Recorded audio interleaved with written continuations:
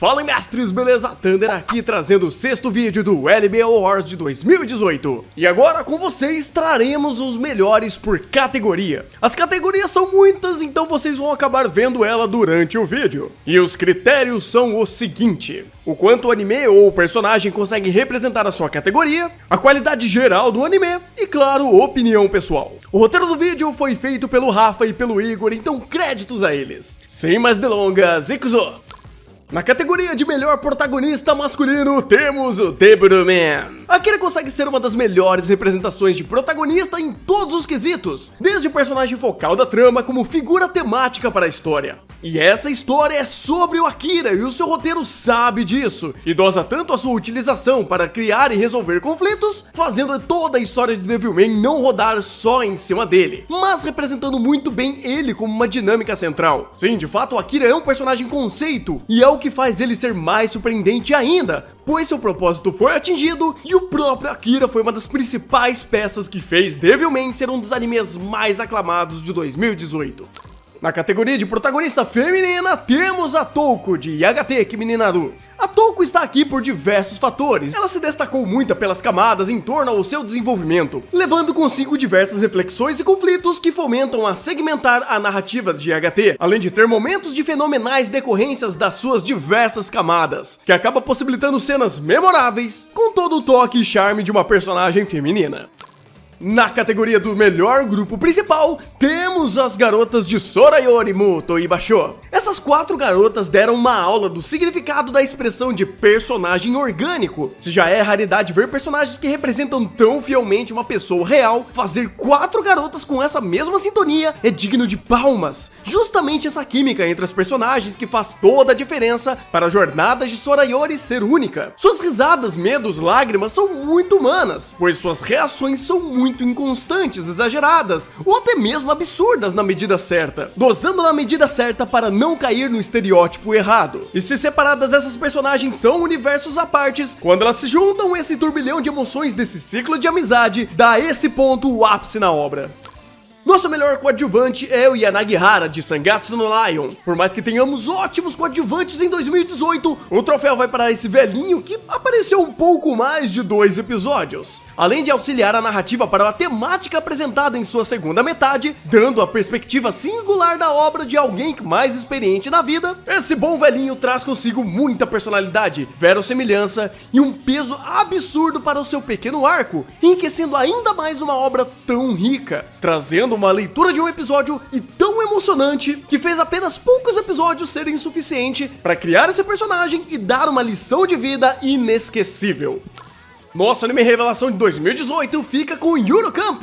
Quem imaginaria que um anime sem staff e com uma proposta tão simplória seria uma experiência relaxante, um anime completo e incrivelmente competente na sua parte técnica. Yuru Camp não foi só um amorzinho, mas ele mostrou que fazer animes de Slice of Life tem a forma certa. Manter a sua proposta acima de tudo e se levar a sério mesmo não sendo uma história séria, dá uma maturidade muito grande ao seu roteiro, coisa que dificilmente vemos nesse tipo de anime. E isso é o mais surpreendente. Yuru Camp consegue fazer o simples com tanta perfeição e com tão pouco que esses fatores faz justamente ele se destacar e ser lembrado como um perfeito exemplo que um bom anime não se faz com fanservice ou estereótipos forçados na sua cara, mas sim com um roteiro coerente e competente. Nosso melhor anime original fica com Review Starlight. Starlight conseguiu trazer à tona todo o potencial de uma obra que fala sobre o estrelato, brincando e trabalhando com vários conceitos de artes cênicas através dela mesma, trazendo não só uma grande história teatral, como um poço de ideias e citações muito bem elaboradas sobre o que é o estrelato, o significado do espectador, o quanto está disposto a sacrificar para chegar ao topo, entre outras coisas que corroboram justamente a algo que ele representa, uma obra de arte que personifica a própria arte, coisa que 90% dos animes hoje negligenciam completamente. Nosso melhor anime curto vai para Pop Team Epic. Misture um pouco de frango robô com cogumelos do Kishimoto. Essa é a melhor forma de descrever esse anime, com sketches curtíssimas de humor ácido, paródias escrachadas e muita bizarrice. Esse anime curto ganhou seu destaque rapidamente logo no seu primeiro episódio, com uma porrada na cara e pé no peito com piadas diretas e retas, com uma boa dose de acidez e viagens na maionese. O que dá o posto para ele de fato é justamente por ser curto. Suas piadas rápidas rápidas dá uma experiência na medida certa para aproveitar o seu potencial, podendo ser até maçante ou pouco proveitoso você acompanhar essa história numa porrada só. E claro, com uma competência tão incrível de fazer piadas, que ele consegue fazer uma punchline com apenas poucos segundos de tela. Nosso pior protagonista masculino vai para Hiro de Darling in the Franxx. Pior que um protagonista reativo ou um que é gado demais com seu par romântico é juntar as duas coisas. Hiro nos dá uma aula de como um protagonista ruim pode piorar um anime ruim. Por ser o personagem principal, suas ações inferem diretamente o andamento da série. Tomou decisões nada lógicas mesmo sem pensarmos que ele as tomou apenas pelos seus sentimentos. Faz o Hiro ser uma roleta russa de ações. Agrava ainda mais quando seus secundários acabam apoiando ou pouco racionalizando tais decisões. Carisma e conceito temático passa longe dele. Eu sei que muitos dos defeitos do Hiro se confundem com os próprios defeitos de Darling in the Franxx. Acontece que ele consegue maximizar esses problemas quando seu senso de causa e consequência se torna negativo em certas partes da história, que o Hiro simplesmente caga todo o roteiro e todo mundo passa um pano pra ele. De qualquer forma, o anime tem o protagonista que merece e nossa categoria de pior protagonista masculino tem o rosto que merece. Nossa pior protagonista feminina vai para a Aya de Mahou Shoujo Site. Sentir a empatia por uma personagem que sofre é comum, mas ter raiva pela sua sofrência é algo que só conseguimos ver em Mahou Shoujo Site. Ela consegue a façanha de jogar todo o maniqueísmo da história contra ela na construção de empatia. E olha que ela nem tem um escudo para fazer isso. Seu estereótipo de garota assustada e delicada dá lugar a um demônio ex-máquina, que horas toma decisões absurdas por causa do roteiro, horas absurdas para forçar um coitadismo exagerado ou qualquer outra coisa do tipo. E não é por falta de momentos, pois a Aya sofre coisas terríveis como violência física e verbal. Acontece que a empatia e a forma que ela foi desenvolvida parece de uma batata. Fica quase impossível levar qualquer um desses conflitos a sério, só aumentando ainda mais o senso de ridículo e da inutilidade desses conceitos pesados existirem na série. Afinal, deveríamos nos importar que o irmão dela é quase o Shinji. Só que não precisa, já que o anime nem isso leva a sério. Nosso melhor antagonista vai para a Akane de Gridman. A escolha da Akane se dá primeiramente pela forma que ela conduz a narrativa e funciona como um gatilho de diversas situações, assumindo o papel de antagonista, com nuances e reflexões extremamente profundas e bem embasadas, respeitando seu próprio contexto e decorrentes conflitos, além de não cair no erro do personagem caricato, seguindo pelo caminho contrário e apresentando diversas camadas, trabalhando a narrativa de maneira a não criar uma dualidade simplória, e claro, criando o senso de antagonismo com uma maestria incrível.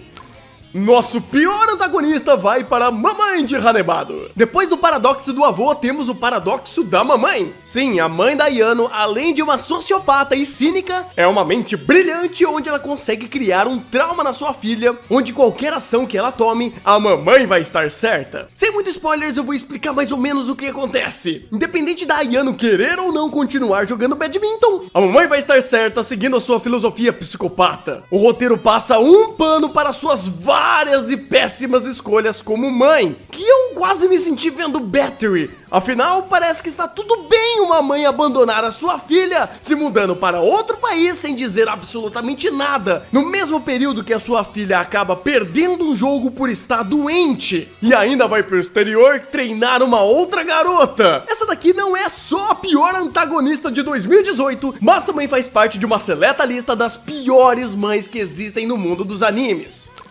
Nossa melhor direção fica com Akiyuki Shimbo de Sangatsu no Lion. Por mais que todos os seus diretores indicados são incríveis, dando suas próprias caras e suas perspectivas às obras, construindo-as de forma criativa, artística e singular, o troféu deve ir ao Shimbo, apenas porque ele consegue fazer um milagre na produção de Sangatsu no Lion, transformando uma obra que parece um PowerPoint em uma obra de arte completamente rica visualmente e textualmente falando, mesmo com seus recursos notavelmente menores do que os outros indicados. Todo esse milagre conta também com toda a abstração e excentricidade do Shimbo, levando esse troféu por esse mérito.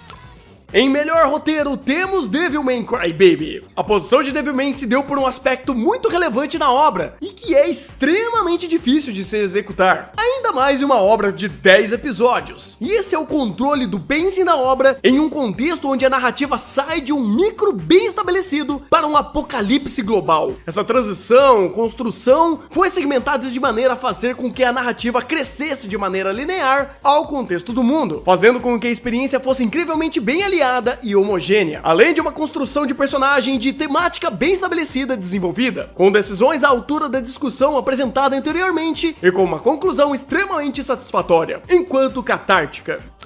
A melhor animação de 2018, sem segredo nenhum, fica com Violet Evergarden. Aqui conseguiram ter a mesma produção e consistência de animes de longa-metragem, não sendo só o anime mais bem animado de 2018, como o anime serializado com a melhor produção de todos os tempos. E quando digo animação, estou me atentando em todos os pontos possíveis, desde interpolação de movimento, taxa de quadros, filtros, acabamento, iluminação, coloração, montagem de cenário e principalmente efeitos em 3D. Seus níveis de detalhamento chegam a pontos únicos onde movimentos de tecido, cabelo, expressões mínimas da face, tudo aqui ganha vida e é composto de forma coerente entre todos esses elementos. Consistência também é um elogio que pode se dar sem problemas algum, já que até os quadros secundários tinham níveis de detalhamento sem iguais, comparando com outras produções do mesmo calibre, como os filmes do Ghibli, Makoto Shinkai ou até mesmo outros animes da Kyoto Animation. É uma pena que seu roteiro não fez jus ao primor visual da obra.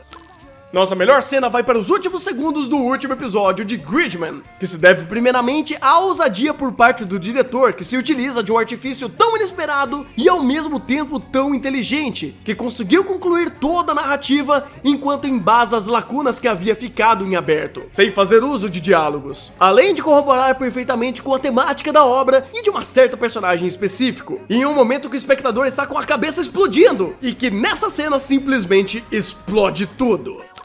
Para o melhor episódio de 2018, ficamos com o penúltimo episódio de Devilman Crybaby. Esse episódio conseguiu encarnar toda a temática e contexto apresentado anteriormente de maneira atroz e animalesca, onde segmentou muito bem o contexto das redes sociais, a histeria coletiva e uma verdadeira caça às bruxas, e uma busca desesperada por alguém que possa abraçar o papel de culpado por toda essa situação, com uma construção completamente desesperadora, torturante e agoniante, trabalhando em 2 planos e agregando mais ainda a essas cenas dramáticas, com um clímax estupidamente incrível e com um final esplêndido, que pode apostar que quem viu esse episódio jamais vai esquecer ele.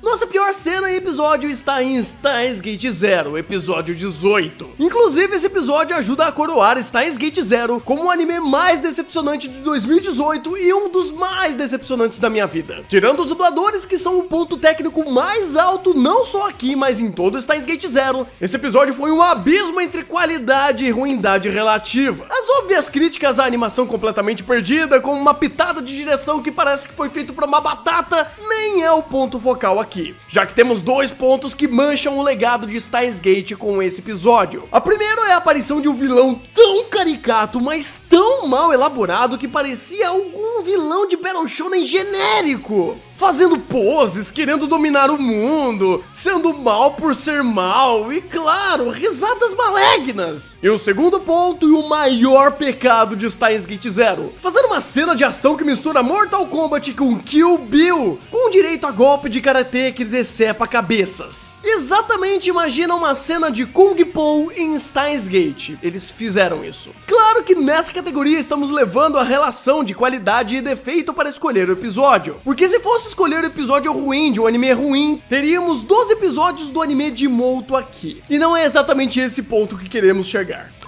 Para a melhor computação gráfica de 2018, temos Violet Evergarden, com certeza. Não apenas surpreendendo em animação 2D, mas aqui temos um show que mistura tecnologia com animação tradicional. Seu uso de computação gráfica não são apenas para criar modelos em 3D, mas também para fazer todo o acabamento, luz dinâmica, efeitos de partículas e todos os efeitos que faz o anime ter um brilho especial, combinando com as texturas que dá o toque final aqui. Mal é possível perceber o que é ou não é modelos 3D, seja em primeiro plano ou em plano de fundo para popular cenário. Quando falamos antes que Violet tem uma produção quase impecável, isso entra em todos os aspectos, inclusive a computação gráfica que deu todo um charme a mais ao seu visual.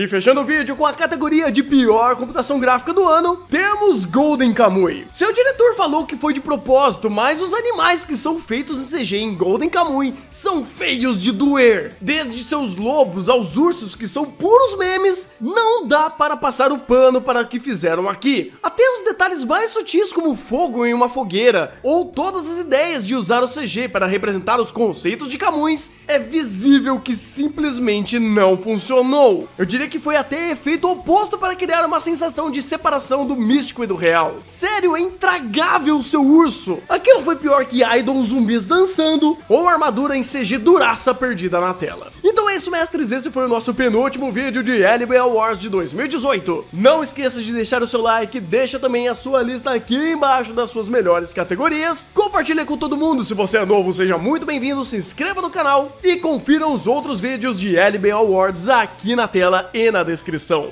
Eu vou indo nessa e um bom anime e até o próximo vídeo.